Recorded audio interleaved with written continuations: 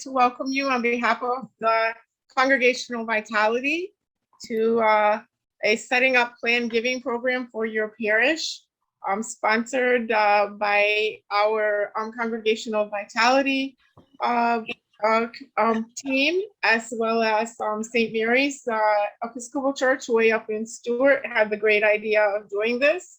We are so happy to welcome Jim Murphy from the Episcopal Church Foundation to our diocese. Jim has visited our diocese in the past in person. Today he's visiting with us electronically as it gives us some very good, important information for setting up planned giving. As we begin though, let us pray. Almighty and ever-living God, source of all wisdom and understanding, be present with those who take counsel for the renewal and mission of your church. Teach us in all things to seek first your honor and glory. Guide us to perceive what is right, and grant us both the courage to pursue it and the grace to accomplish it. Through Jesus Christ, our Lord. Amen. And so on behalf of the people of our diocese and our bishop and Canon Lisa, who has suffered a death in the family from her dad passed away 2 days ago, and she is now in Italy. And Canon Jason, I'd like to welcome Jim Murphy. He is the Managing Program Director for Stewardship Resources and Operations at the Episcopal Church Foundation. He oversees ECF's financial resources programs, planned giving, donor solutions, and donor advised fund program, and the comprehensive giving resource. He works with congregations and dioceses and special ministries in the Episcopal Church to develop programs and resources. It's been a privilege to work with Jim Murphy over the past, I would say, 3 to 5 years. And we're so fortunate to have this program, and then also to be able to take advantage. I'm going to hold this up. I don't know if you can see it on the camera. If after you watch the program and participate in the webinar, you would like more information, there's an opportunity to get something. It's called Planned Giving on Demand, and we'll say more about that later. But Jim has a wonderful program planned for us all. And so without further ado and chatting, Jim Murphy, everyone, welcome and God bless you. My name is Jim Murphy. I'm the Managing Program Director at the Episcopal Church Foundation. Grateful to be here. I am sorry that I can't be with you in person. I love coming to Florida. So I regret that. I do offer my own condolences to Alicia Affer, my friend from General Seminary, where we went together, and I'm sorry that her father has passed. But I know everybody is going to be praying for her and her family, so thank you all for that. So if everyone who has just joined us, just remember, stay on mute, except for me. Stay on mute, and if you have questions, please type in your questions. Please type in your questions into the Q&A, and Tom Winter at St. Mary's will be monitoring that and bringing those up as appropriate. Also, if you have not already typed in the name of, your name, the name of your congregation and its location, please do type that in. It's wonderful to have all of you here today. We are recording, and this will be available to your diocese again in the future. So I'm excited to get going. So let's get going. So very briefly, the Episcopal Church Foundation, what we are, ECF is the foundation for the entire Episcopal Church. So we serve all of its diocese, parishes, and related entities like Episcopal Relief and Development and others. And we focus on empowering leaders throughout congregations to do the work that God's called you to do in your own unique and particular circumstances. We are an independent and lay-led organization, which is quite rare, honestly, in the Episcopal Church. Our board is completely without clergy, though we love our clergy. It's completely without clergy. We focus in on two main areas of work in leadership resource and financial resource development. Many of you, I'm sure, are familiar with Episcopal Church Foundation's website for vital practices, for sharing best practices among leaders, our various materials and publications with Vestry Resource Guide, Finance Resource Guide, which has recently come out in Espanol. So in addition to other resources in Spanish, and various other things, including our new self-service fundraising tool, ECF360.org, which I'm overseeing. ECF is also the main planned giving resource, and that's why we're doing this event today for the entire Episcopal Church. We also have a donor advised fund, as been previously mentioned, as well as we can help you manage your assets through our endowment management area. So happy to be of assistance in a number of ways to help empower you as leaders. So I think it's also always helpful to set context when you're talking about stewardship and giving. And so just to focus in on stewardship for a moment, I'm not going to get into great detail about stewardship, but I do want to share with you the essential elements when someone is making a financial gift. And just a reminder to mute yourself if you have not already done so. So when it comes to making a financial gift to your congregation, there are some essential elements to keep in mind. The first is vision and mission. You need to be able to explain what you are raising money for, whether that be the annual budget, a capital campaign, or for other things. So remember that you have to be able to explain to people that and how it interrelates to your overall mission as a congregation. Secondly, you need to put in place appropriate policy and structure. And the main reason for that is you are seeking to build trust among your constituents so that they will be willing to make a gift to your congregation because they can trust that the leadership, both now and in the future, will use the gift for the purpose that it was intended. Sadly, there are some parishes out there that think that they can take a gift that was committed for one purpose and choose to spend it for another. Well, you legally can't. And if you do those sorts of things on an ongoing basis, you are taking a great risk because you are breaking down the trust that you need to build up over time.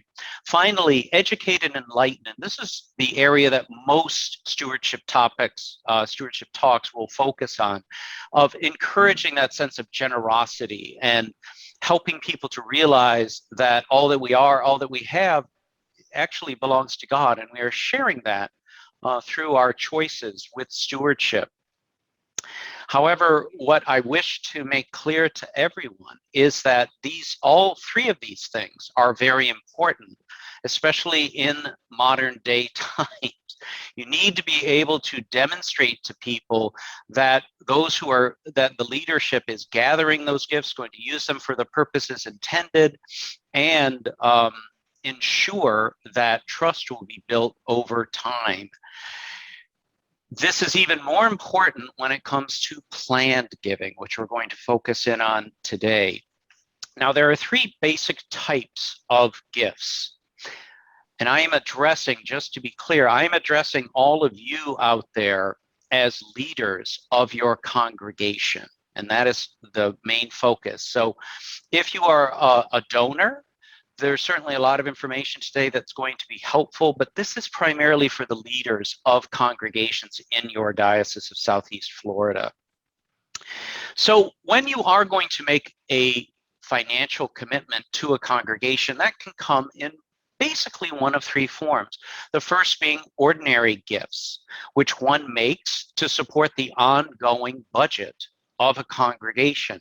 People make those gifts typically out of their current income, and they will go up and down as economics change within a particular area and as someone's income will change. The second type of giving is extraordinary giving. That's typically seen within the context of a capital campaign or a major gifts effort. This is where someone is making a pledge that they will pay off typically over the course of 3 to 5 years based upon a campaign that has been laid out to them over time. I will just say these two things when it comes to a capital campaign, because this is not about a capital campaign. The first is every gift matters that is made to a capital campaign. So make sure if you're going to do this, that you do share information with all of those people who are giving, because every gift is a major gift to the individual. However, every modern campaign pretty much will consistently require a significant or a sufficient number of lead gifts, of significant dollar gifts. So those gifts are also important when it comes to doing a capital campaign. But what we're focusing on today is ultimate giving or planned giving or legacy giving. All of these terms apply to the same thing. They are the gifts which people make out of their estate or out of assets that they're holding for retirement. And the word I wish all of you leaders to focus in on today on the screen is that word future in that description. When someone makes a planned gift, they believe so greatly in the future mission and ministry of your congregation that they are making this commitment through their estate. They are literally raising you to the level of family, to the same level that their children and grandchildren are in their estate plan. So this is a hugely emotional, hugely important gift. And that is the first thing that must be clear to everyone who gets involved in planned giving and raising awareness of all of these gifts to your congregation. I also should have started with one other thing. What I'm not trying to do today is to turn any of you into planned giving experts. What I'm trying to help all of you leaders with is to become better awareness raisers about planned giving so that you can raise awareness of these important gifts to all of the members of your congregation. So a few quick other pointers I wish to make. One is, if you can imagine with me an upside down triangle where the base of the triangle, the biggest part, is on ordinary giving, the tip of the triangle is down on ultimate giving. Now, what does that represent? That represents the number of gifts. So you get the largest number of gifts from annual or ordinary giving. You get a smaller number of gifts when you do a capital campaign. Statistically, you get the smallest number of gifts from planned gifts. And that's okay. I'm here to tell you today that is okay, because although it is a smaller number of gifts and it comes from your most committed members of your congregation, though the smallest number, these gifts are typically the largest gift that anyone will make to your congregation. And they can often be life-changing for your congregation. So let's move forward to different types of gifts. I'm not going to focus on each of these. I just wanted to highlight them. And the reason I'm highlighting them is also because I'm talking to folks down in Florida. And many people in Florida, because you have so many retirees, actually don't simply think of a planned gift as the gifts that come out of their estate. They may also be thinking of gifts that they may make during lifetime that are significant, and they may think of those as planned gifts, and that's just fine. There are many different ways to make a variety of gifts, and anybody who's just come on, if you can please mute your phone. We are recording. Please mute. And so the first type of gift is a cash asset, and anyone can give those. You can also give appreciated assets such as security. IRAs, I'm going to come back to in just a moment, as well as donor advised funds and private foundation grants. Now, private foundation grants are in many ways an extension of the type of giving that people do, because people may have people may have private foundations from which they continue their giving.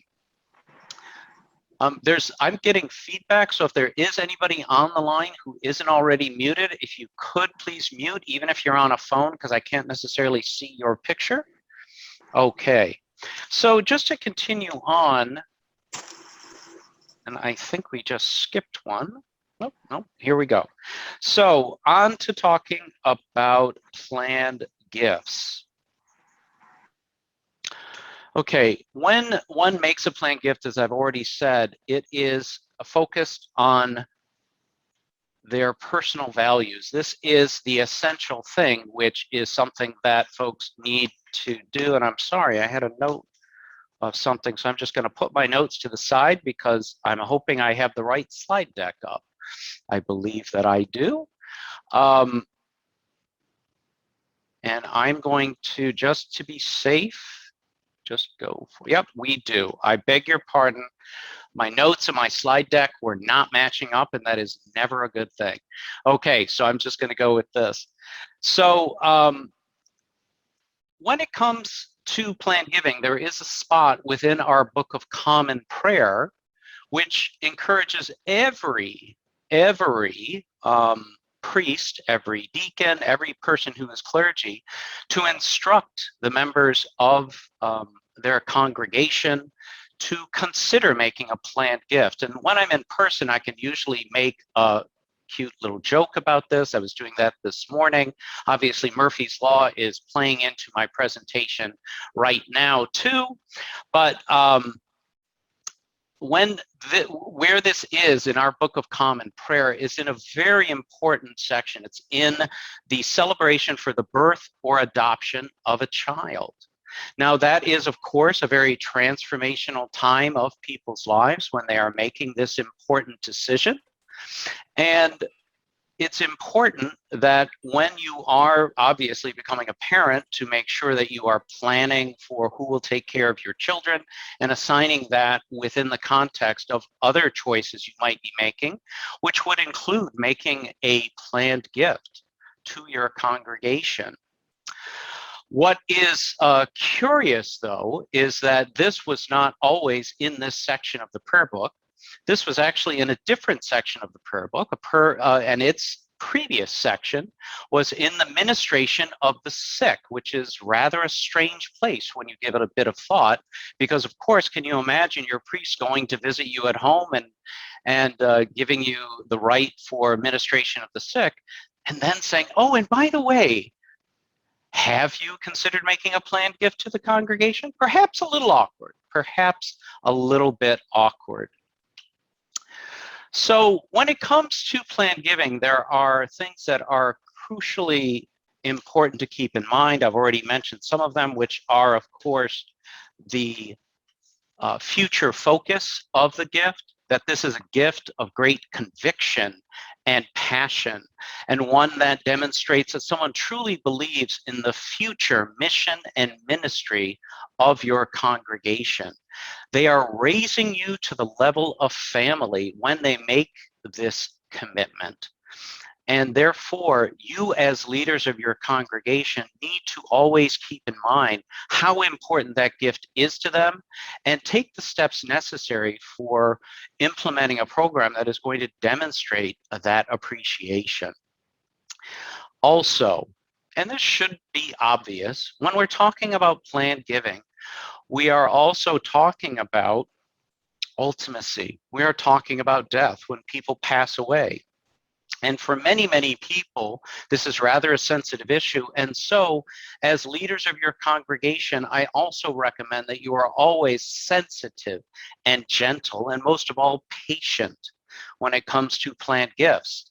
And that is because not only it's difficult for the individual to come up and make this decision, but it's also important for that individual to reflect properly on what types of gifts might be best for them to do and best for their family. And therefore, it should take some time. They should not be rushed through any of these efforts, but take the time that's needed to reflect on what is appropriate for them and how they can make the best decision.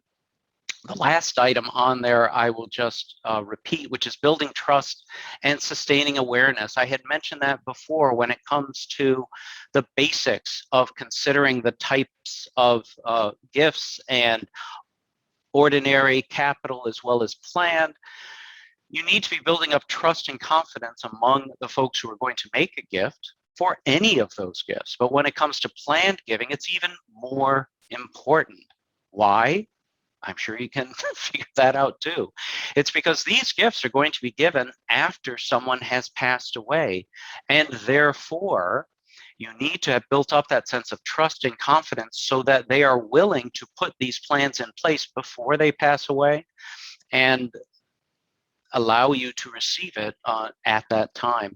One of the best ways to do this is by putting in place endowment and gift acceptance policies. And I'll say it again later, but just to be clear, you are welcome to contact us at the Episcopal Church Foundation, and we're happy to share with you for free our best practice endowment and gift acceptance policies so that you can put those in place, make them public for both the leadership of your congregation as well as for donors so that they can make the appropriate decision. Okay. I want to pause here just for a moment and just check if anyone has any questions. You are certainly welcome to type in your questions at any time and to pose them. You may not have any yet, but what I want to draw your attention to as we get deeper into our time here today is to make sure that you are reflecting for your congregation what will be your next move forward. I'm going to be covering a whole host of different topics today, different types of gifts and other bits of information. But it'll be important for you to reflect on what is most appropriate in your context and how you can take next steps. So let me go back to the questions. I see that we have a couple that have come through the chat. Jim, the one I just saw was, will these slides be available after the presentation? They're actually available before. I'm not sure why, but they can be sent to everyone here. So Jody, I know you have a list of who has registered. I know you sent out the cheat sheet. If you can send out when you have a chance the slides to everyone, that would be great. So yes, those will absolutely be shared, and we do want folks to share them. Any other questions? Okay, that's a thank you. Great, fantastic.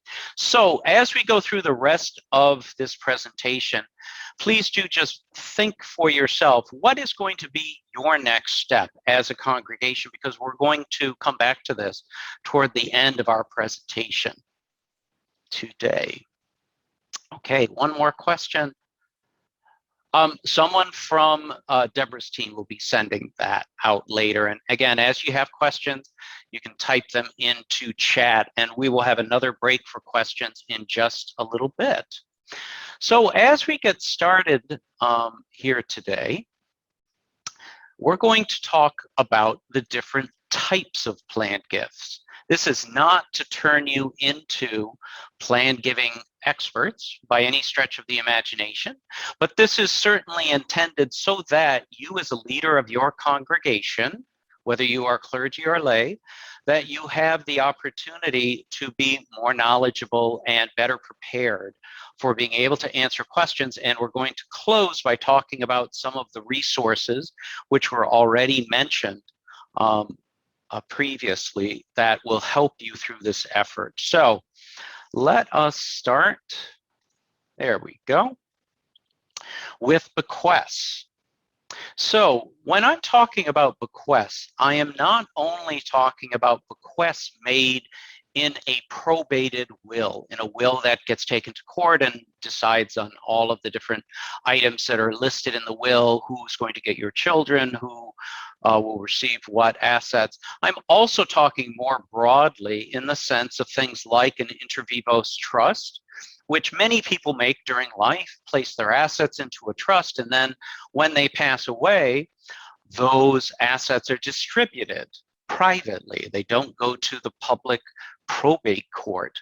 I'm also talking about a variety of different accounts which can be lumped together as an account designation or a transfer on death request.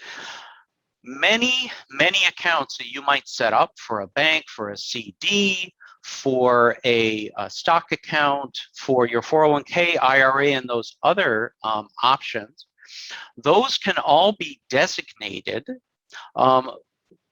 so that on your death, someone can receive those assets simply by taking your certificate of death and their identification to the entity, and they can receive those. So it's all of these things, a will, a trust, as well as these transfer on death options. These are all what I would consider bequests. They make up the vast majority of planned gifts. So that this is where, spoiler alert, this is where you as a leader of your congregation should be focusing most of your time, right? Raising awareness for people to be thinking about their end of life plans, and you as a leader of the congregation are not telling them exactly what they should do, but encouraging them to do this, doing a variety of things and using the resources of ECF to raise awareness and get them thinking about these issues of ensuring that their wishes are fulfilled. And that includes seeking the help of a professional legal advisor so that a will is properly constructed and written so that their wishes are fulfilled. We all at ECF will always be recommending that you encourage the members of your congregation to seek the help of appropriate legal, tax, and financial advisors to ensure that their wishes are fulfilled and that they share their assets appropriately in what suits them and their family best. Okay? One sad fact I will share with all of you as leaders of your congregations is that about 50% of Americans at any time that it's measured do not have in place a written will. And we certainly encourage people to ensure that this is in place so that their wishes are fulfilled. In fact, whether or not someone gives you ultimately a planned gift, it is a part of the ministry of planned giving and to the members of your congregation to encourage them to do this activity. And so as a part of that ministry of planned giving, you should be encouraging everyone to seek proper legal advice and to put all of their estate plans in writing. Now, when it comes to the different types of bequests, there are obviously many different types, and these are the majority that you need to be aware of. The first being a specific dollar amount, so that I would give $10,000 to my parish, whatever parish that might be, and then you could list other charities and other specific individuals. And anybody who is still on, if you can please mute yourself. The challenge with specific dollar amounts is that if you do too many dollar amounts and you have a significant change of circumstances very late in life, your challenge may be that you may deplete most of your estate with a large number of specific dollar amounts. Doesn't mean this will for sure happen, and I'm not telling you to do one thing or another, but no one knows for sure how much they will have left in their estate. And so there is a risk if you have too many specific dollar amounts that you could deplete your estate because those specific dollar amounts must be paid first before any other allocations are made from your estate. What may be more suitable for the members of your congregation is to allocate their assets for their estate by percentage so that they could allocate certain percentages to their children or to whomever, as well as to a variety of charities. This still enables you to show the great devotion that you may have to your congregation or other charities by the amount of percentage. For example, you could tithe your estate. You could put 10% of your estate to go to charity, and that would be a very appropriate thing to consider. It also enables you that regardless if you pass away with a large estate or a small estate, that you can still allocate it appropriately based upon your desires. The next is allocating specific assets. Now, most of the time, if people are going to pass on specific assets, let's say of jewelry or portraits or other things like that, those are not usually best suited for charity. Those are best suited for individuals because they may contain some very sentimental value. However, if you are considering leaving a specific asset of great value or perhaps a piece of real estate to your parish or to another charity, before you finalize your plans, please do reach out to the leadership of that congregation and double check that they can actually receive that type of gift. Their gift acceptance policies may not allow them to receive that type of an asset. So very good to check with leaders. The next type is remainder, and that's what it sounds like. After you've made specific allocations in your estate, you could say, and the remainder of all my assets will go to St. Mary's and Stewart or some other particular charity or person. Now, when charities receive remainder beneficiaries, that's typically the largest gift that they would receive. But that can be both intentional and unintentional. Intentional because someone really did wish to leave the vast majority of their estate to that charity. Could be unintentional if you didn't seek appropriate guidance and misunderstood or miscalculated what your total estate might be, and you might have left much more in the remainder than you would have intended. So again, the help of professionals can help you think through that and do what is best for you, your family, and ensure that your wishes are fulfilled. The last one, contingent. Contingent bequests are made if something else happens. So if your spouse predeceases you, or if God forbid one of your children were to predecease you, you could make any of these types of bequest a contingency so that if that happens, then the amount, the percentage, the asset, whatever the case might be, would go to a charity or to another individual. This is yet again another example of good planning. And a good financial advisor, good legal advisor will walk you through what's most appropriate for you and consider what are the most likely contingencies that could occur. Okay, so I can't do this like I would in person. So I will not be able to make the joke as funny, but nonetheless, this is when I often ask for everyone in the room who is a vestry person to raise their hand. You don't have to raise it now, but I ask everyone who's a vestry person to raise their hand, and I ask them, which would you rather receive as a vestry person? A restricted bequest that tells you exactly how you must spend it, sometimes how you must invest it, or an unrestricted bequest, where you as a vestry may make a decision on whether you place it in the endowment, whether you spend it on the roof that's just collapsed, or something like that. The vast majority of church leaders would always prefer to get an unrestricted bequest. And that is because typically they have the best knowledge of how those funds could best be used and are hopefully well guided by their endowment and gift acceptance policies in making all of those decisions. So without a doubt, as a leader of a congregation, you typically do want more unrestricted bequests. But let me share a little secret with you. Unfortunately, because there is not consistently a great amount of trust and confidence between some of the members of the congregation and sometimes an often changing group of leaders, that there is this tendency, especially when a bequest may be of a larger amount, that the donor may fear it's going to be misused and may desire in some way, shape, or form to restrict it, either to a purpose or in some other way. And what's very important to remember that as leaders of your congregation, when you accept a gift that has a restriction, you must, by law, conform to that restriction.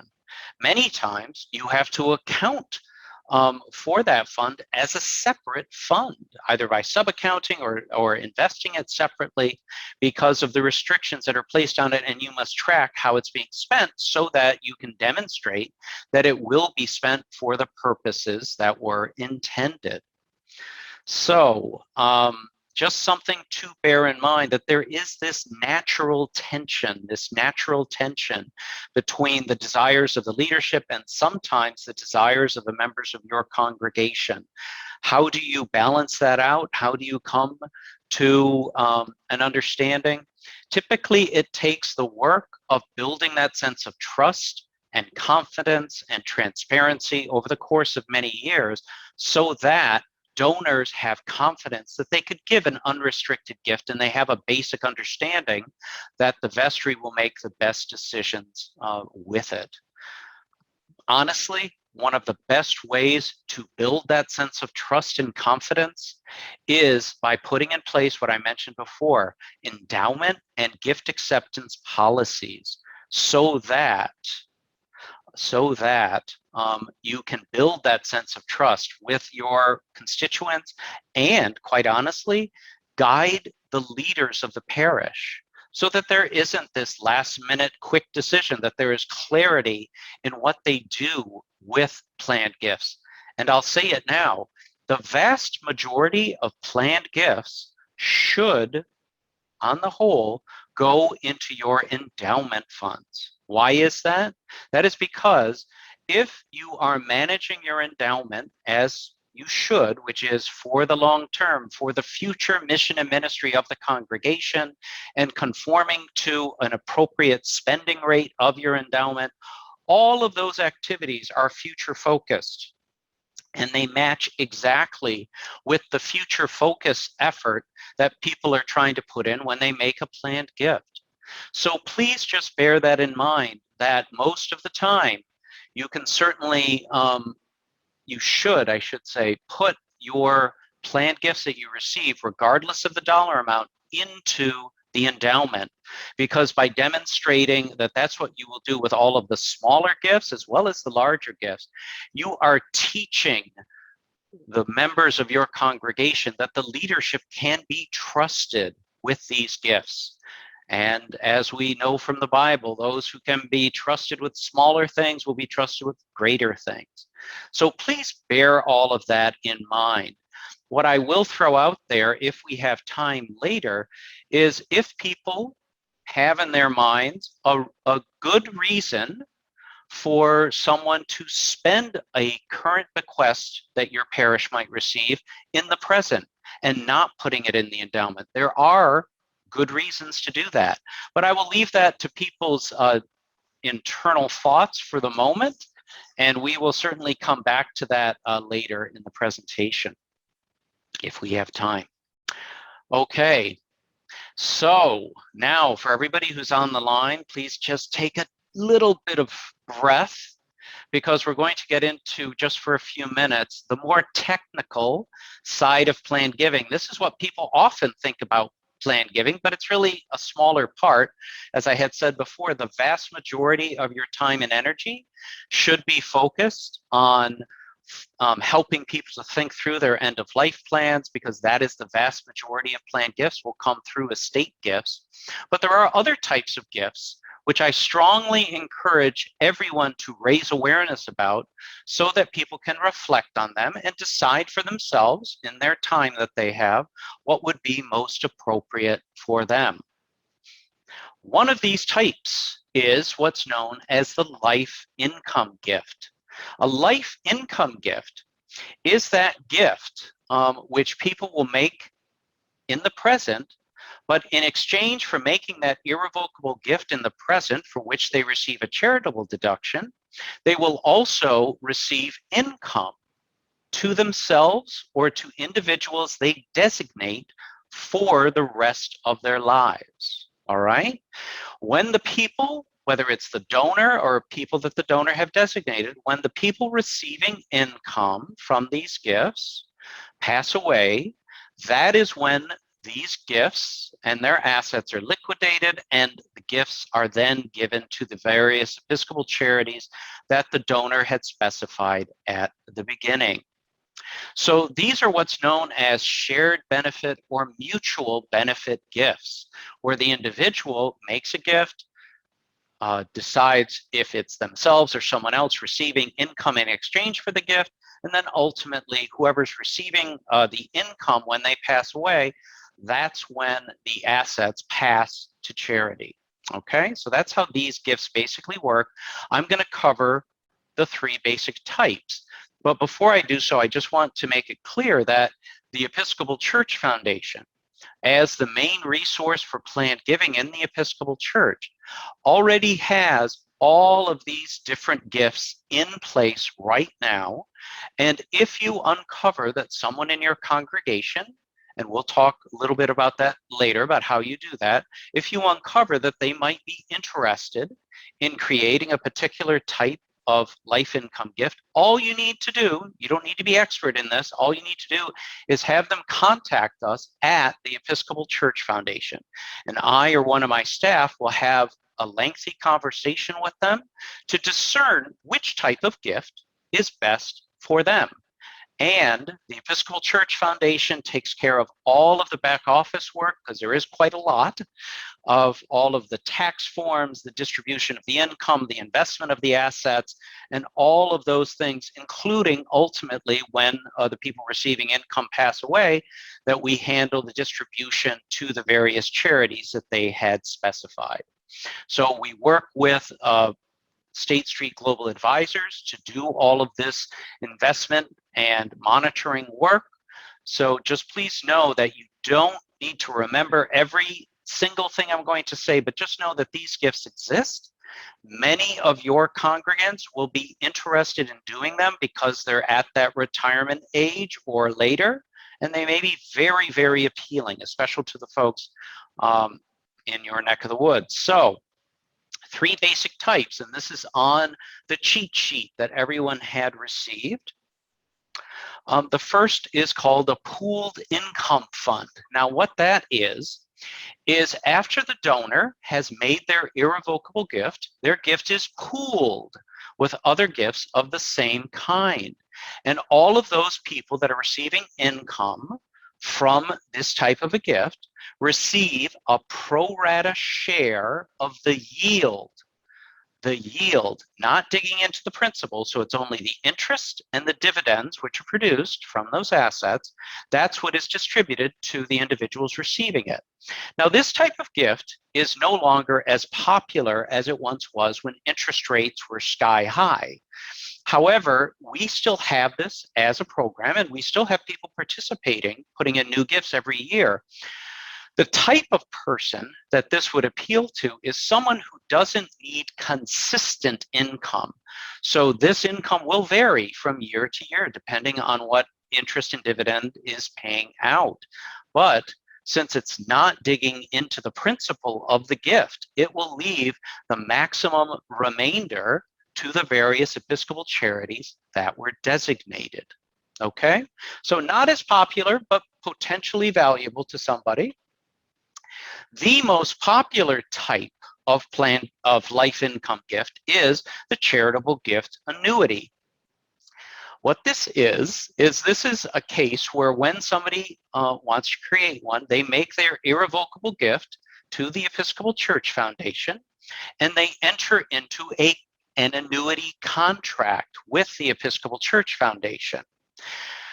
They will receive a fixed amount of income based upon an annuity rate assigned to their age, as well as their original gift. So the original gift is multiplied by their assigned annuity rate, and that is how they get their fixed amount of income that they will receive for the rest of their life. This is very, very popular. As you can see, over 90% of all life income gifts are of this kind, and that is because they are fixed and they are reliable for the individual.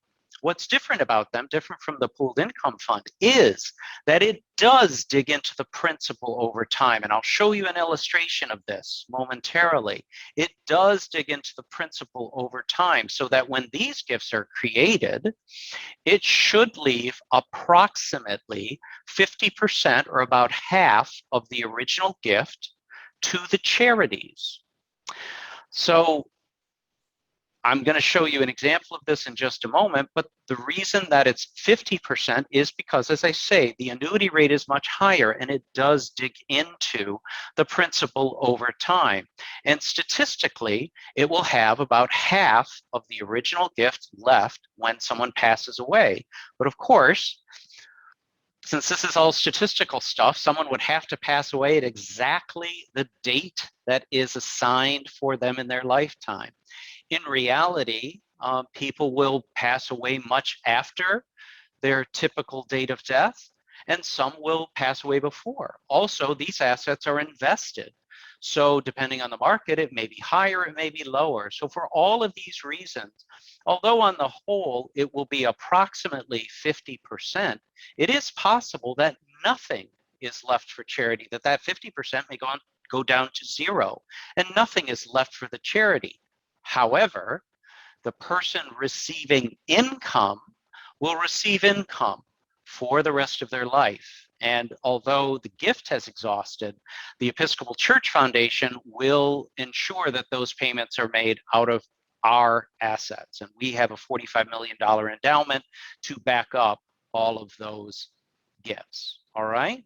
So this is the most popular gift. The third and final type of gift is a more complex one, known as the Charitable Remainder Trust. Some of you may have already heard of this type of a trust. It's very useful when you're dealing with more complex assets, or perhaps you're considering giving a part of the remainder balance of the trust to non-Episcopal entities. For all of these reasons, this may be a great option for the members of your congregation to consider. As you can see, it's a much higher minimum than the last two types of gifts.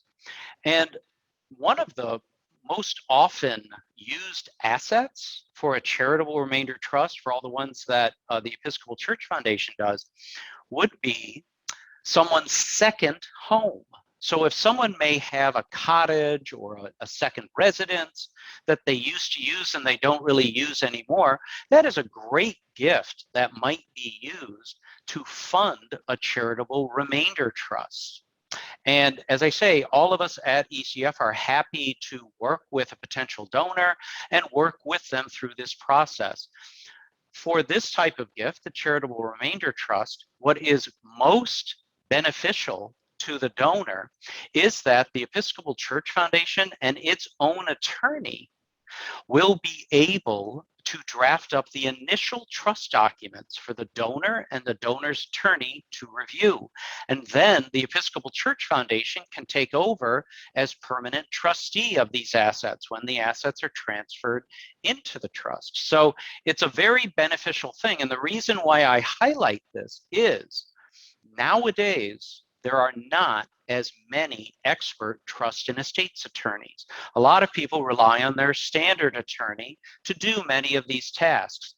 And the fact that ECF, for free, will draft up the initial trust document for the donor and the donor's attorney to review, this expedites the whole process and makes it much, much easier on the donor and the donor's attorney. And as I say, once the final assets are given to the trust for permanent management, ECF itself, as an institution, not as an individual, not Jim Murphy, but as an institution, ECF will manage that trust, paying out the income, making sure that various tax filings are due and sent out, et cetera, et cetera. So all of those aspects are taken care of in the background. Let me just check. I see that we did have a thank you, Tom.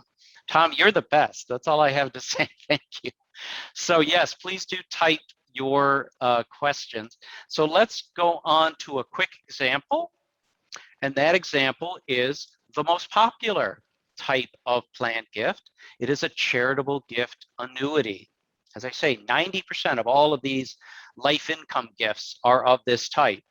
So the way this works, as you can see, Miss Smith, and it is quite often Miss or a woman who gives a planned gift. For everyone out there, if you didn't know it already, statistically, women are much more philanthropic.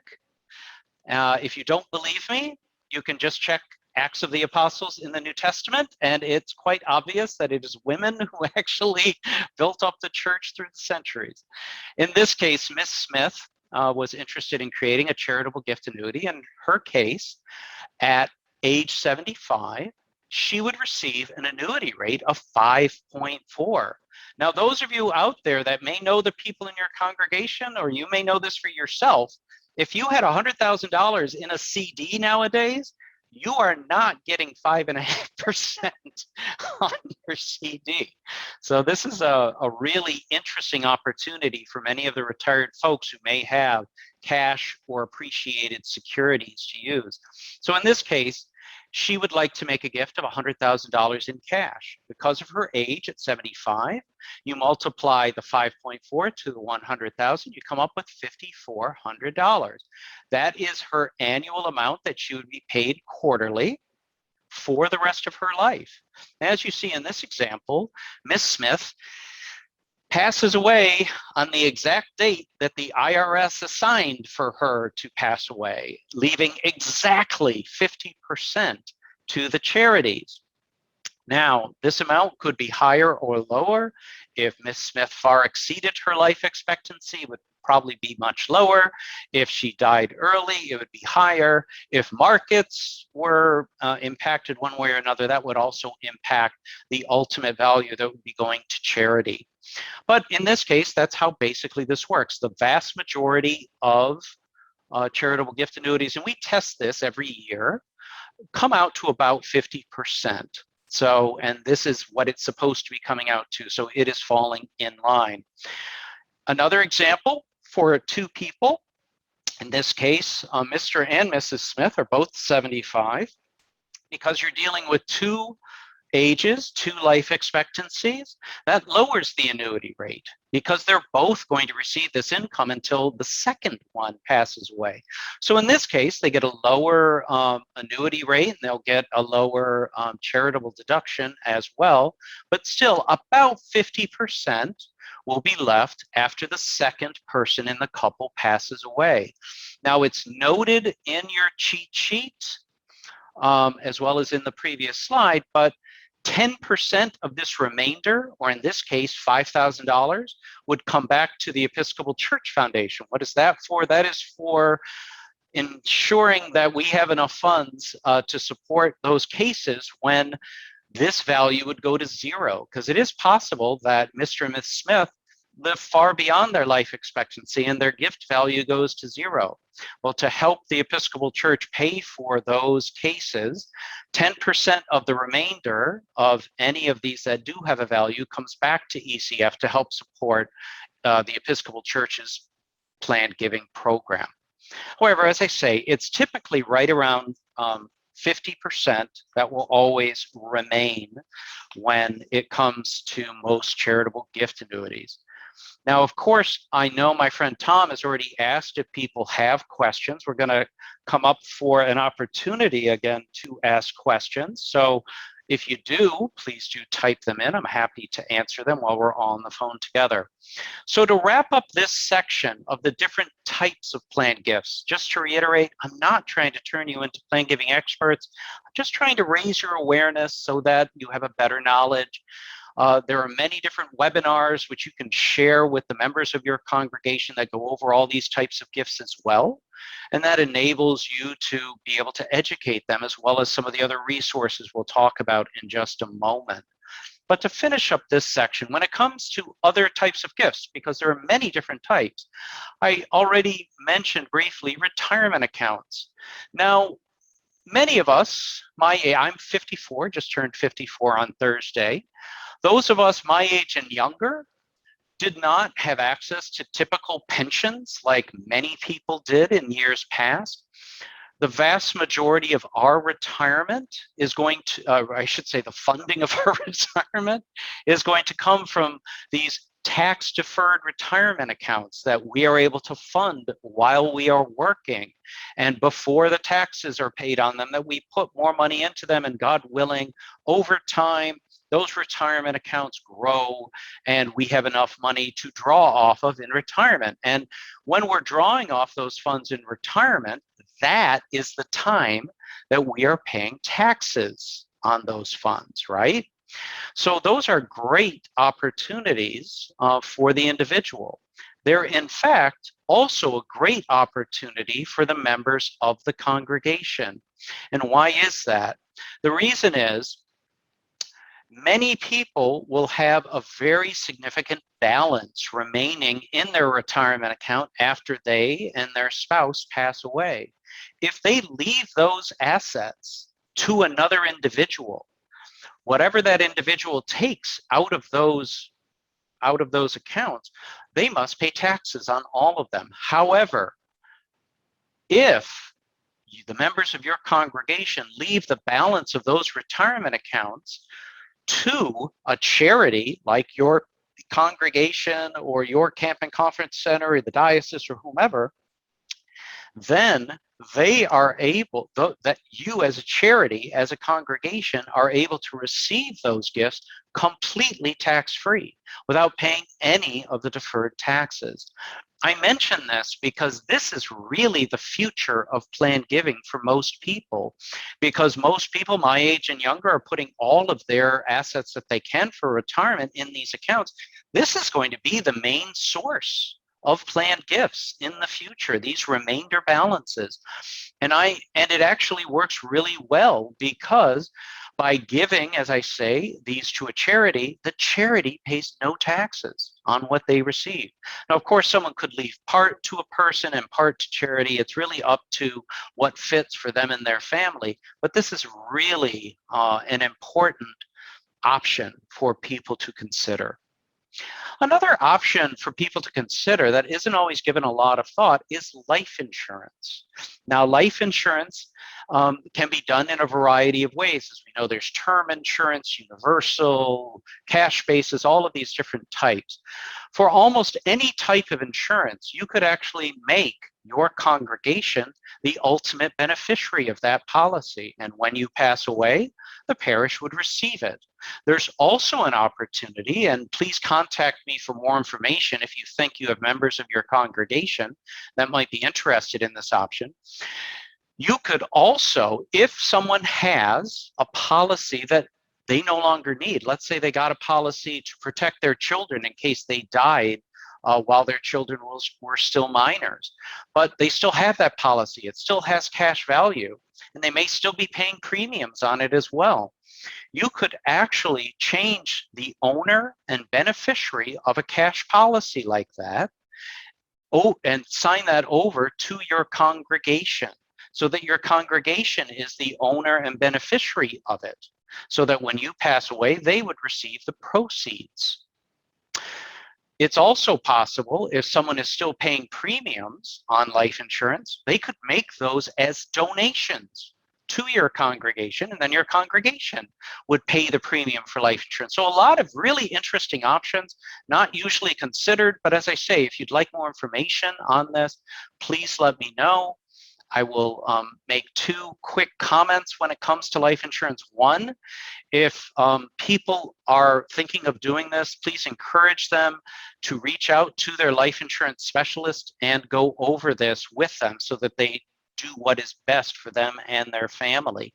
The other thing, which is important, is if you uncover that someone wants to give life insurance ultimately to the congregation, please encourage that individual who's doing that to share with the leaders of the congregation the ultimate beneficiary documentation, so that when someone does pass away, they can take those forms and present them to the life insurance company. Unfortunately, there is not a legal requirement in any state yet that requires a life insurance company to seek out those people who are the beneficiaries. It is the beneficiaries who must go to the life insurance company to request the proceeds. So please just bear that in mind. Finally, real estate. Real estate can be a great gift. It can also be the gift that keeps on taking to the members of the congregation. And any parish that has received a dilapidated property that they had to spend a fortune on to get ready for sale, and then when they sell it, they don't get even as much in proceeds as they spent to fix it up. Those are the gifts that can keep on taking when it comes to real estate, and many parishes won't accept gifts of real estate.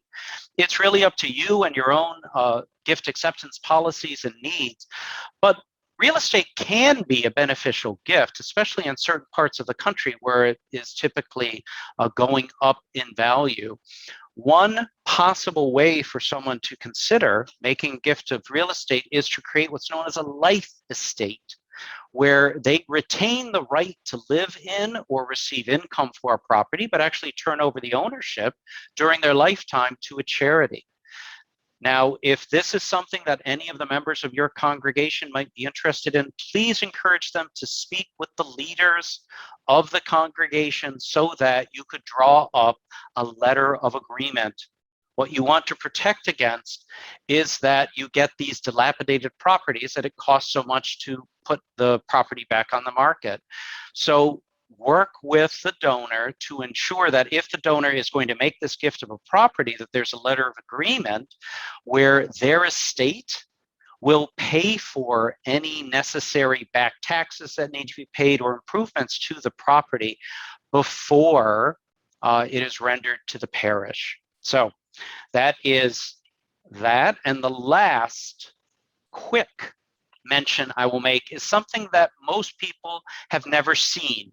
There's only a few thousand charitable lead trusts in the country, and I'm happy to share a great amount of information. These are only for the wealthiest of the wealthy in our country, people who have $10 million or more to be concerned about in their estate.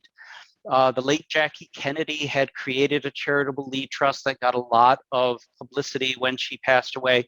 The way these basically work is that people place assets into a charitable lead trust, either for lifetime or for a fixed number of years, and they pay out to charities, typically for that fixed number of years. And then at the end of the term of the trust, the assets revert either back to the person called the grantor, the person who originally did it, or to their heirs. So again, this is for the most wealthy members of your congregation. If anyone thinks that they might have someone that might benefit, where you have somebody who's very charitable and has numerous assets, this might work well for them. There is talk, once again, among folks who do philanthropy like me, that these are going to become popular because of a variety of factors, because there are many undervalued assets, and people may want to use this as a way to transfer undervalued assets to future generations of their family. So if you think you have someone who would benefit from this, please let me know. I am more than happy to share resources with you. And I'm now going to pause again while I take a sip of water. If anyone has any questions. Well, Jim, I don't have any in the chat, but I will ask one. I appreciate that, Tom. Thank you. So who within the individual parishes should be tasked with running planned giving heritage programs? So that's actually in my next section, but what I will be encouraging everyone on this webinar to be thinking about is who at your congregation would be someone who is well respected, in all likelihood has also already done a planned gift, also is not the rector, the church warden, or the treasurer of your congregation, but someone who maybe has been involved in your various stewardship efforts, perhaps a former vestry person, perhaps a former church warden, someone who could take on the efforts that I'm going to talk about in just a moment for raising awareness in your congregation using the resources of ECF and moving your efforts forward incrementally. That role is the person we call the planned giving shepherd. And the planned giving shepherd is something that I'm actually was going to assign you after showing this slide. So thank you, Tom, for the prompt. Your planned giving shepherd is all of these things that I've described, and it may be you. If you are not the priest of your parish, not the church warden, not the treasurer, but someone who deeply cares about the future mission and ministry of your congregation and have an interest in planned giving, you may well be the planned giving shepherd for your congregation. And what I would encourage you to reflect on next is, if you are considering this, or if it's not you, if there's someone else in your congregation that you think would be the ideal candidate to fulfill that role of planned giving shepherd. Once you have that single person, the challenge is find a second person. Find a second person who would be this group of two planned giving shepherds who will take all of the steps I'm next going to talk about to move your planned giving efforts forward in your congregation. I see we have one chat.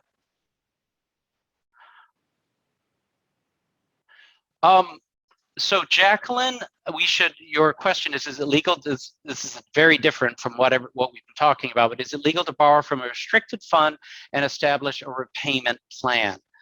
I can't, as I'm not an attorney, I can't tell you whether that is legal or not. I can tell you it is not advised. It is not advised because it is very easy to borrow from those sorts of funds and promise to pay it back, but it's also very hard to pay it back. There are parishes that do that, but on the whole, it's usually not something you want to do. However, Jacqueline, if you want to reach out, I'm happy to have a deeper conversation about that because that is a complex issue. Okay, so now let's go on to the next section, which is the variety of things that your planned giving shepherd will be promoting and pushing forward. So your biggest obstacle, other than a lack of trust that may exist in a few parishes, is a lack of awareness. Many people do not realize that they can make a planned gift to your congregation. In fact, they may well have been extremely active in your congregation for years, working in your soup kitchen, being the church secretary, could have been any number of roles. But if you never raised awareness to them about the possibilities of the different types of planned gifts, they may not realize they can actually do it. So what's important will be taking advantage of all of the different resources which the Episcopal Church Foundation allows you to mimic and copy so that you can continually raise awareness about all the different types of planned gifts so that people can make this choice. The challenge is every single charity out there, and there's over 1.5 million of them in the US, all of those charities out there are trying to get a planned gift from the members of your congregations that are in your pews and online in this COVID era, that are online with you week after week after week. And they have no qualms about raising awareness to the members of your parish and encouraging them to make one of these many different types of planned gifts to them as an organization. And they're encouraging them to do that all of the time. So I encourage you to not be silent, to raise awareness, to share some of the resources that we'll mention in a moment about planned giving, and to do this in a way so that more people at your congregation know that they can make these various types of planned gifts. What I will also say is, I want to share a secret with you, and that is, it is not the wealthy. It is not the wealthy who make the really significant planned gifts. Many of the wealthy make gifts all throughout their lifetime, especially in their professional lives. The people who make planned gifts are typically your most devoted donors, right? It is those donors who are the most frequent donors that are giving you consistently year after year after year. They may not be giving a tremendous amount to you every year, but by their consistency in giving, they're actually communicating to you the level of devotion that they have. And that's what we had started with when we had started our webinar today, that level of devotion that people have when they choose to raise you to the level of family.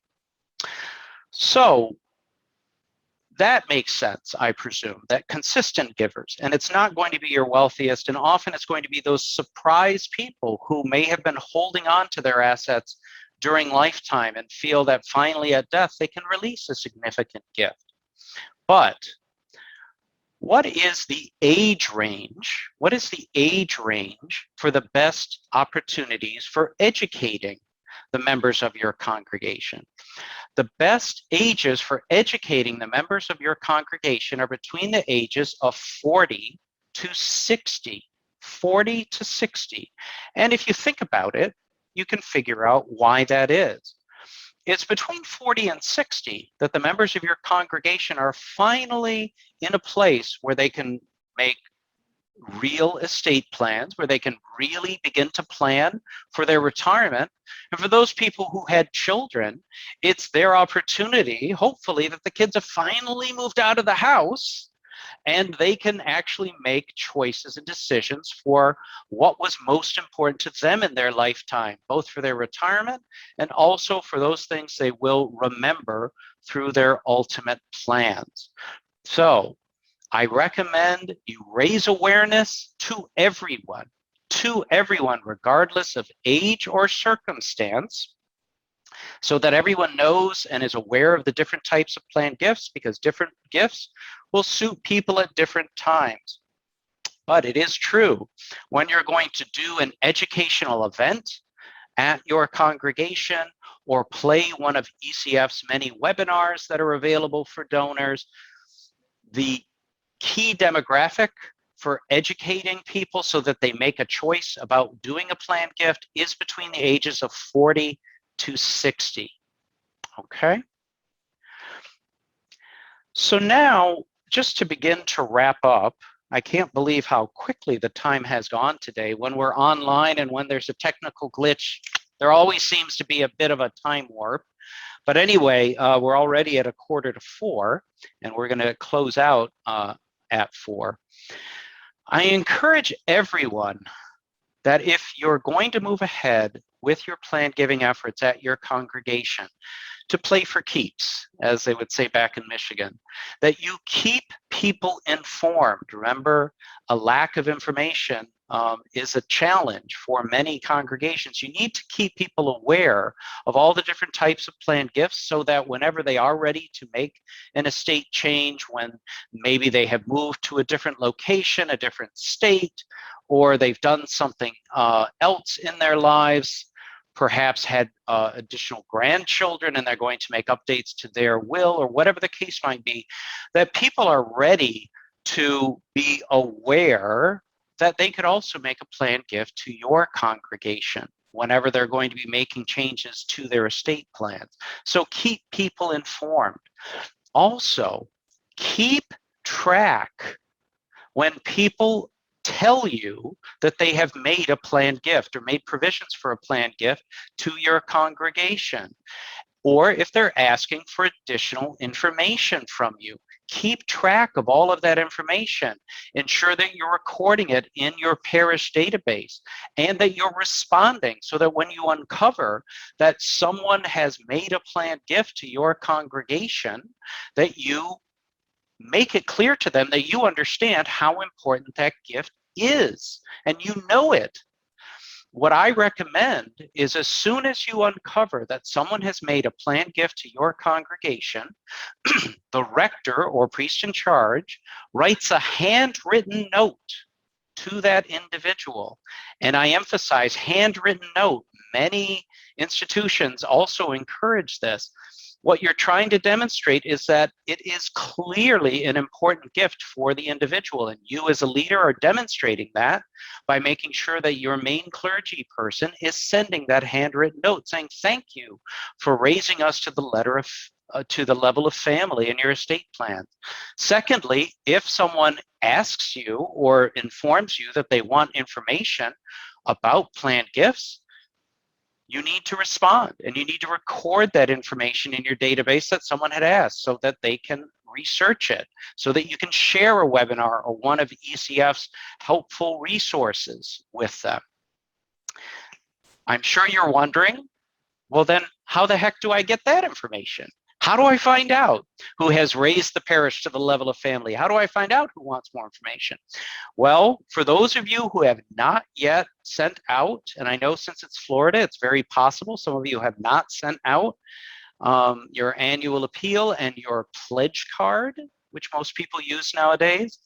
On your pledge card, you should have 2 lines on every pledge card, and that is, please check off here if you have remembered the parish in your estate plan. Please check off here if you have remembered the parish in your estate plan.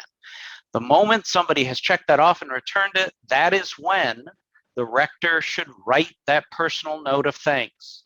The second line you should have on your pledge card is, please check off here if you would like more information about planned giving opportunities. Now, when someone has done that, you do not panic. I'm going to show you on the next slide what you can do. You can send a number of different resources from the Episcopal Church Foundation to help educate them about what types of planned gifts they might be interested in. But please, as I've said already, record this information in your database. Record who has raised you to the level of family and who is inquiring. These 2 factors are what build your planned giving efforts over the long term. Finally, saying thank you is how you enhance the relationships that you have with those people that raised you to the level of family. I don't have time today to get into detail about creating a legacy society at your congregation, but ECF has a number of resources and webinars to help guide you through that process. And everyone who's on this webinar is welcome to contact me to get those resources and for us to help you through that process. A legacy society is the best way both to say thank you and to sustain awareness over the long term for your planned giving efforts. That is because you invite anyone. You never ask the dollar amount. Incidentally, you never ask the dollar amount, but you invite anyone who has confirmed that they have completed setting up a planned gift to become a member of your legacy society. Okay? And that will enable you to continually thank them year after year after year by having an annual thanking event for the Legacy Society, as well as enable an opportunity for your congregation to continually, year after year, raise awareness of planned giving. Because if you're having a Legacy Society event, you have to explain what that is and how people become a member. So through the Legacy Society, you retain the thanking relationship, you retain the basic relationship with the individual, and you continually raise awareness year after year. As I say, I'm happy to share all of those resources with you separately. Here is a listing of several of them. I've already mentioned many of them, the endowment and gift acceptance policies. If you're interested in putting these in place, ECF has best practice policies. All you need to do is email me at the Episcopal Church Foundation and we'll get you set up. We can also help your congregation if you don't already have access to invest assets that you may have. I've already mentioned ECF can provide illustrations to members of your congregation who might need them, and a variety of other things, including webinars that you could replay within the context of your adult forum.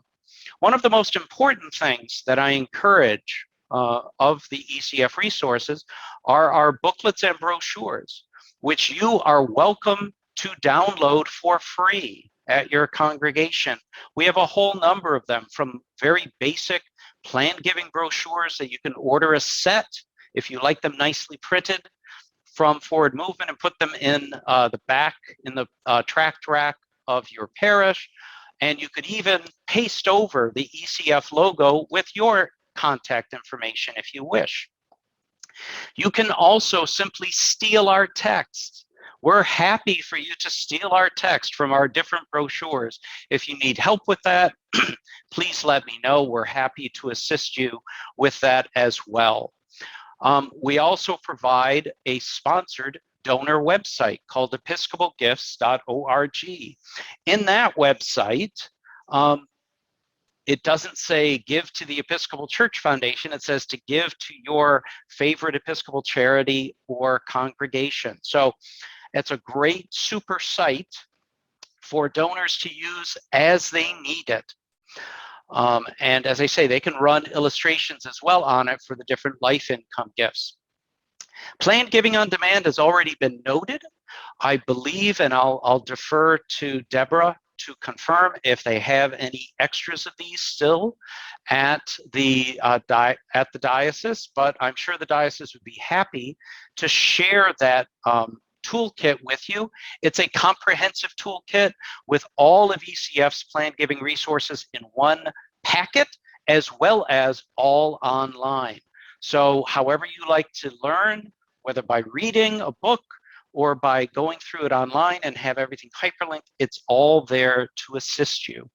I'm also very happy to say that we have a new resource called ecf360.org, which you can check out. There's previews of it. I have one screen up here where it says every member visitation.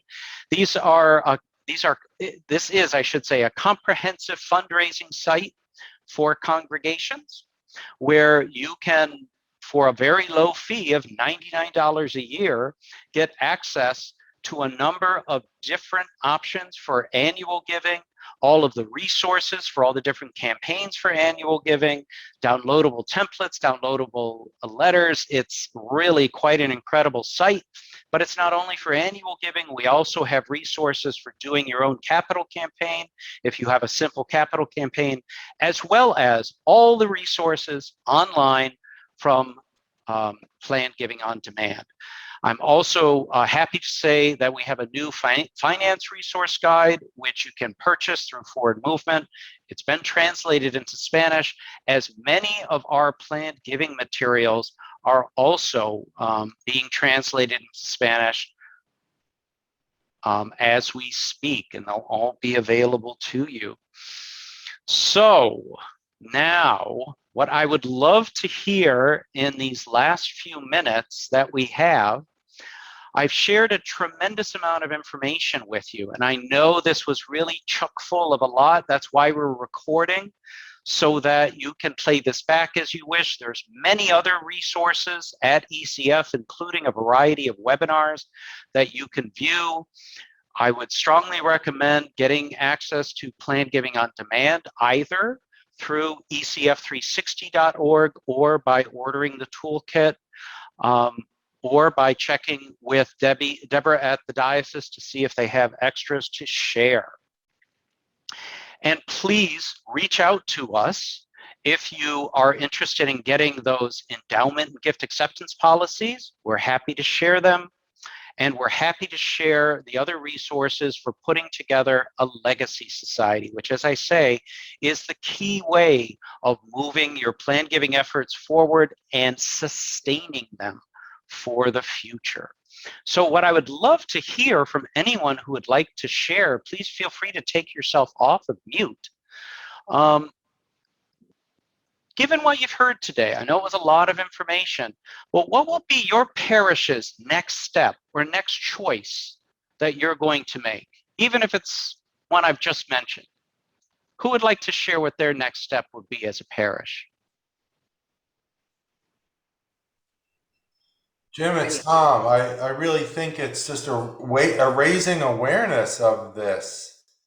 And the ECF just has tremendous resources if people don't know the first step. So I think the first thing for St. Mary's is there is an awareness, but raising that awareness to a new level will really make an impact for us.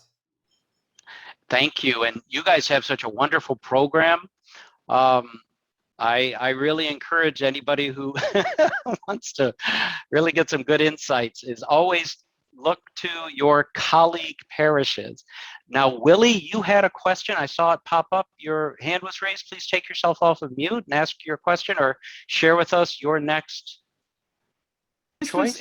This was extremely timely, and my biggest takeaway is real estate, the gift that keeps on taking. Oh, God, Yeah. yes. People joke that you get oceanfront real estate in the middle of Nevada, right? Yeah. And we are now trying to decide whether to accept the house or accept the money. And I think you've made a real strong case for why we should accept the money. The house was built in the 50s and has not had virtually no work done to it since. So thank you. I couldn't have signed on at a better time. Thank you. Well, I'm glad we were helpful. I mean, it is always a challenge because what would you do with it, right? Do you want to be in the market for selling it? Gosh, do you want to rent it? I mean, that's enticing for some parishes, and some parishes can handle it and it works for them. Can I tell you the place where real estate works quite often? Hawaii. I do a lot of work with the Diocese of Hawaii. Peter Pereira, who's just retired there, is a dear friend. And a lot of the folks in Hawaii will give their property because they may have bought it 50 years ago when it was worth X, and now it's worth X times 4 or more. So, I mean, it really is site specific.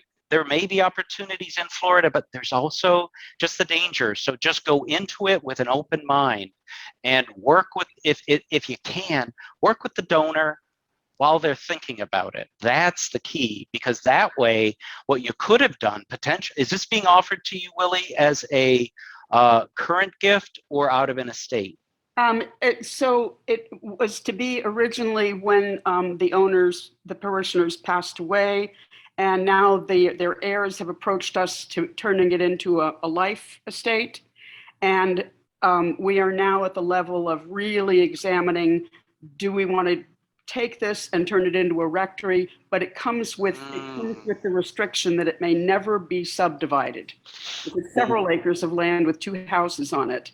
And the heirs have now come back to us and said, there are a lot of reasons why maybe the church doesn't want it. We're happy to give you 1/5 of the estate after it's sold. So I think that's what we're going to do. So well, I also recommend speak with an attorney. Make sure that the parish is well represented, because you want to make sure that if you do make that choice to give up those rights, that you are being appropriately compensated given the estate, right? So check with your attorney first, just to be safe. Okay, thank you. My pleasure. Anyone else that wants to share, what's your next step? Anybody wants to share their next step? Because I hope everyone on the line is going to make as their next step getting in place their endowment and gift acceptance policies. I think, Jim, Bonnie Weaver has a comment. I do. Hi, Jim, Bonnie. hi. I wanted to just mention that I'm probably going to be doing planned giving for Holy Trinity. And you mentioned we ought to have a second person. Yes. What kind of profile should that second person have? So it is best that first and foremost, if that person has also made the commitment of a planned gift, because you want to be able to have somebody who can do a testimonial themselves and say, yes, I made this choice because this parish is very meaningful for me. I love its mission and ministry, et cetera, et cetera. The other aspect is someone who compensates, and don't take this in the wrong way, Bonnie, because I think I know you and I think you're a very capable person. So it's that you want someone who compensates for any of your deficiencies, right? So if you are more of an internal person and you need somebody who's more flamboyant and a party planner or something like that, you know, you want to balance out your personality type with the other person so that you can confer on things and make appropriate decisions. The main reason I will share with you why you need two people is very practical. It's hard to keep the plan giving effort sustained year after year after year. And by having two people, this tiny cohort, if one person moves away, if one person gets ill, if one person moves to another parish, you have that second person to step in, and then they can find a second person to help.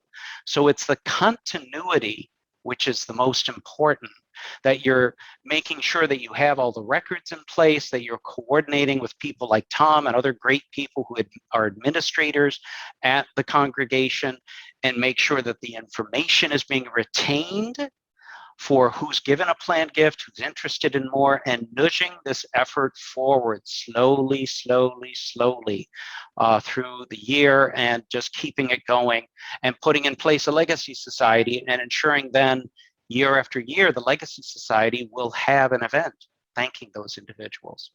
Does that make sense? Yes, it does. And one other thing, and I'm sure other churches are in the same position. We have had over the years planned giving programs. We've had a heritage society. We've had, you know, some real focused good work. Mm-hmm. But we have no records of who made gifts. Oh dear. I know. I don't know quite how, without being tacky, to find out if we still have some of those. So I just finished a book on planned giving, an interfaith book, and I dealt with this a lot in it. And the first step, check with the administrators at the parish. You may have already done it. So again, I state the obvious a lot. Check with the administrators of the parish. Make sure you don't have the backup material in some old file that got put away. Another source of information can often be your treasurer. Your treasurer may have kept notes as these gifts were given. You can also check vestry minutes. This is a pain, I have to admit, but things should typically be listed in your vestry minutes for significant gifts that came in or significant people. But what it comes back to is if you don't have these sort of easy access things, like a file that somebody had stored away, you have no choice. You have no choice but to very gently ask. And who I would start with is who are a few of the people that you might have thought were involved in previous efforts. And just start tallying those up and make a core group of a committee to try and brainstorm and come up with as many names as possible. So that's one way. And then once you have that core group of names, then you can say, you know, we've made the decision as a parish, we are going to do a resurgent effort at our planned giving. And we want to invite everyone who has made the commitment of a planned gift. So if you made this gift, please let us know. Again, we want to make sure we invite you to this resurgent event and have a nice cocktail party or a nice something after some other sort of event, and gain as many people and make sure it gets recorded, backed up, double copied, and that multiple records are kept, because this is not just a challenge for a parish. I'm not going to say which diocese. There was a diocese that had things going back quite some time, and they didn't have accurate records. And it took them a very long time to research crumbling legal documents to get all the old gifts. But I think what you're talking about are the current living members who've just been forgotten about, right? Yes. Unless there's a backup copy in the mind or in the computer or an old file, you're going to have to ask. But I would start with that core group of people that for sure would be willing to help you in figuring out, and then you can move on from there. Thank you, Jim. Okay, that's what I thought. And I'm sorry, Thank St. you. Columba, I know that was an important question. So just to wrap up, a ton of webinars all available. We'll send them out. Here's my contact information. And it's time for us to end in prayer. And I will turn it over to Deborah. Thank you, everyone, for coming to this really fabulous webinar. And thank you to Jim Murphy and the Episcopal Church Foundation, and also to St. Mary's for having this idea. It will be on our website. The program will be on our website. And I'm thinking we probably need to do this again, or do step 2 or something later on. And Or maybe I'll come in person one of these. Exactly. I sent a visit in February of some year. My favorite So let time. us pray. Merciful Creator, your hand is open wide to satisfy the needs of every living creature. Make us always thankful for your loving providence, and grant that we, remembering the account that we must one day give, may be faithful stewards of your good gifts. Through Jesus Christ our Lord, who, with you and the Holy Spirit, lives and reigns one God forever and ever. Amen. Amen. Amen.